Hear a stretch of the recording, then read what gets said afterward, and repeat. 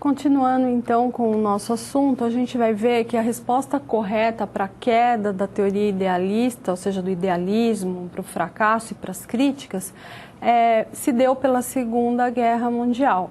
Então, aqui, né, tinha uma coisa assim de conhecer o contexto histórico, porque a Primeira Guerra Mundial foi o fator motivador, aquele que proporcionou a evolução das relações internacionais e proporcionou que os teóricos idealistas colocassem em prática sua teoria, né? Acontece que os realistas, né, também entenderam que a noção de cooperação, né, tinha que ter uma relação de interdependência, né? Então vamos ver como que surge essa noção. Então aí surge dos próprios realistas, né, e com conceitos antigos dos idealistas, ou seja, com esse contexto histórico, a teoria da interdependência. E surgiu como uma nova tentativa de dar respostas mais satisfatórias a uma realidade internacional em acelerado processo de transformação. Então, a interdependência foi a chave comum que emergiu para a cooperação entre os países. Então, não bastava eu ser rico, se eu sou rico economicamente, o outro país, vamos supor que é subdesenvolvido, é rico em recursos. Então, a noção de riqueza, a noção de interesses, a noção de interdependência vem numa forma de dar uma nova visão nas relações internacionais. Então, se abre um novo campo de negociações, sem destacar a contribuição realista, os precursores da teoria da interdependência, né, o Robert Keane e o Joseph Nye, construíram um programa de pesquisa mais abrangente no início dos anos 70. Vale lembrar aí que, historicamente falando, o mundo passa a ser considerado globalizado a partir do dia 1º de janeiro de 1970. Então, essa evolução se dá também, não é só por causa do contexto social e político, mas também por causa da tecnologia, que avançou, né, muito e criou uma forma melhor de transportes, uma forma melhor na economia de escala, uma forma melhor nas comunicações e que dá chance para as pessoas enxergarem o mundo de uma maneira diferente. Então, nesse programa, havia espaço para o desenvolvimento de análises que focalizavam agentes distintos do Estado Nacional e processos complementares ao problema da segurança, o que estabelecia sim um contraste com a abordagem realista. Ou seja, a interdependência faz com que eu pare e pense, poxa, eu também preciso daquela nação.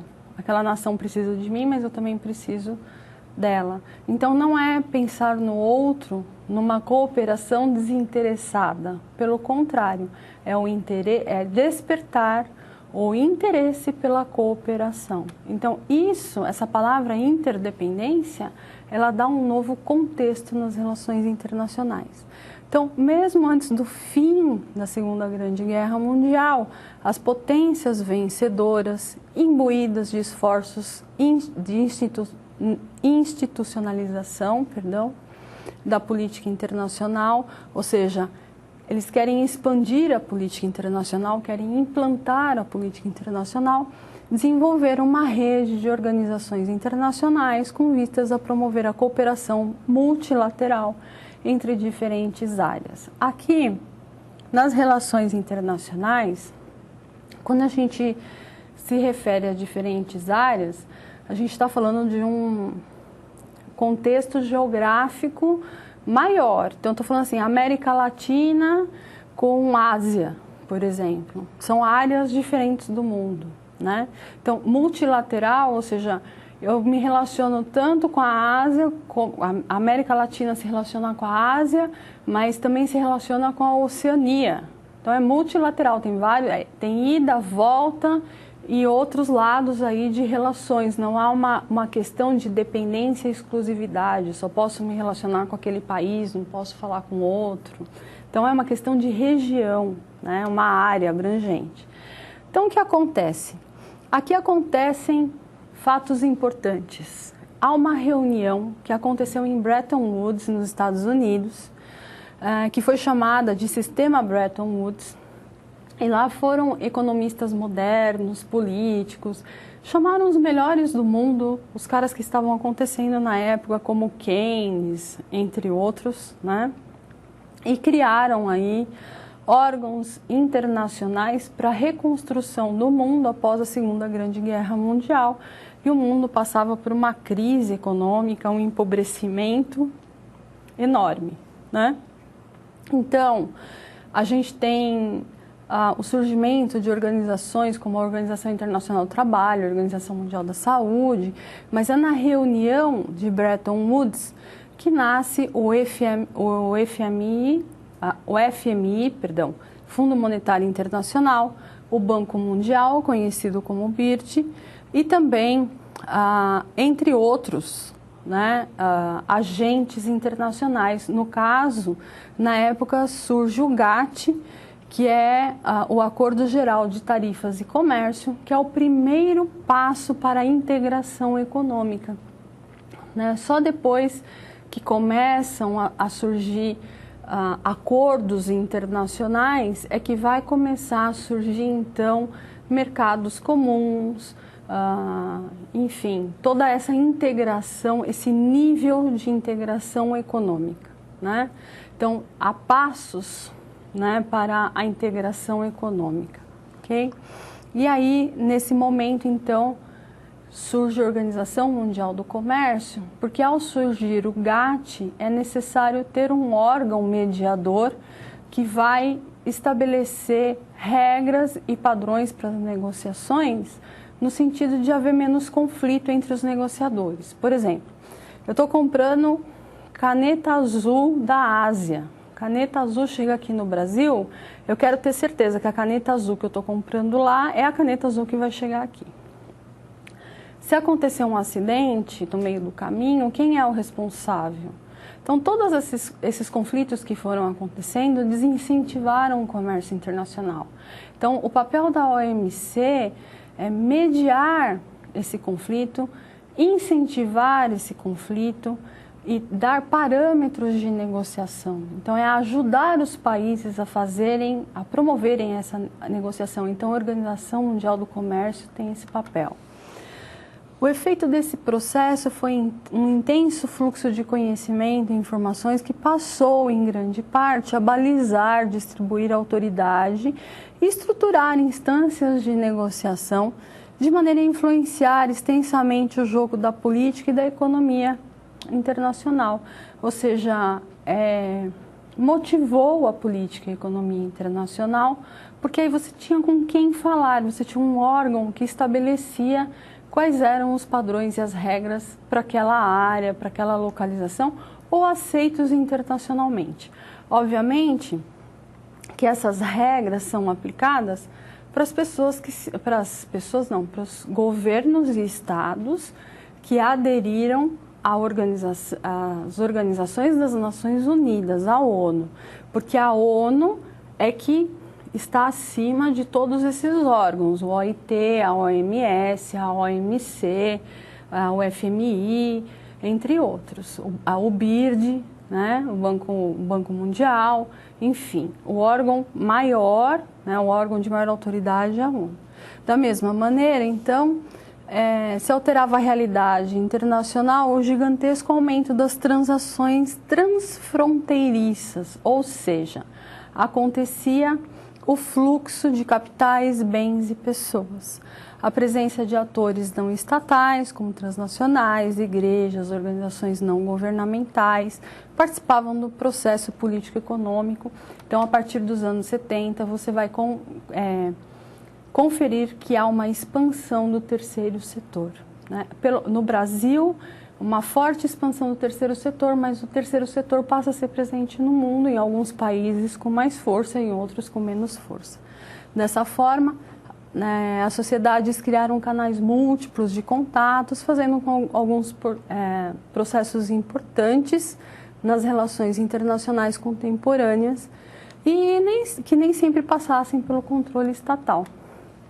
Por isso que o governo perde um pouco de força, mas continua com o seu papel de representante entre os estados. Então, falando da política interna e dos interesses nacionais, o instrumento da política estatal e da geopolítica acontece, né? Então, assim como o Brasil, outros países, ao estabelecerem as suas formas de inserção internacional no mundo globalizado, levam em consideração a importância de definir as necessidades e interesses próprios atuais, baseando-se na consciência coletiva de se ter uma presença em uma imagem internacional. Então, não basta estar bem para o Brasil, a gente precisa estar bem para o Brasil e para o mundo. Então, qual é a minha imagem internacional para eu fazer parte desse contexto global passa a ser importante. Como os outros me veem também é importante. Então, antes de tentar demonstrar que as relações internacionais de comércio podem consubstanciar o desenvolvimento das nações, há que se entender o que é e quais são os objetivos da política externa no contexto das relações internacionais. Qual é o objetivo daquele país naquele instante econômico-político? Então, as relações entre os estados, organizações internacionais, partidos políticos, organizações não governamentais e outros atores situam-se dentro de uma ordem ou sistema internacional.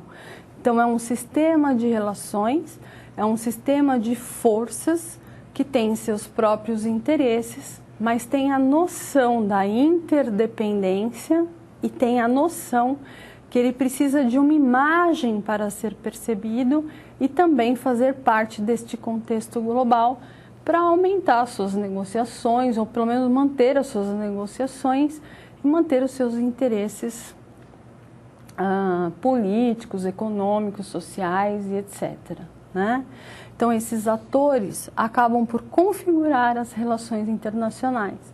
Então, já não é mais só o Estado que configura. Né? Então, a relação entre os Estados, veja que agora a gente tem uma evolução a ponto de que o Estado participa, é soberano e continua nos representando, mas as organizações internacionais, os partidos políticos, organizações não governamentais também vão ter um grande impacto no resultado das relações internacionais, ou seja, naquilo que compõe os interesses das relações internacionais e nos fatores de interdependência que promovem a cooperação entre os países, né? Uma cooperação movida por interesses que são reais, que são pertinentes e factuais. Então vamos para a nossa interatividade desse bloco. A teoria da interdependência surgiu como uma tentativa de dar respostas mais satisfatórias a uma realidade internacional em A. Acelerado processo de transformação. B. Acelerado processo de depressão. C. Acelerado processo de expansão. D. Acelerado processo de desorganização. E E. Acelerado processo de reorganização. Então, nesse momento, para responder esse tipo de questão, você precisa saber o contexto histórico em que o mundo estava quando surgiu a teoria da interdependência. Então, eu vou te dar uns instantes para você pensar a respeito dessa questão. Daqui a pouco eu volto com a resposta correta e com um comentário.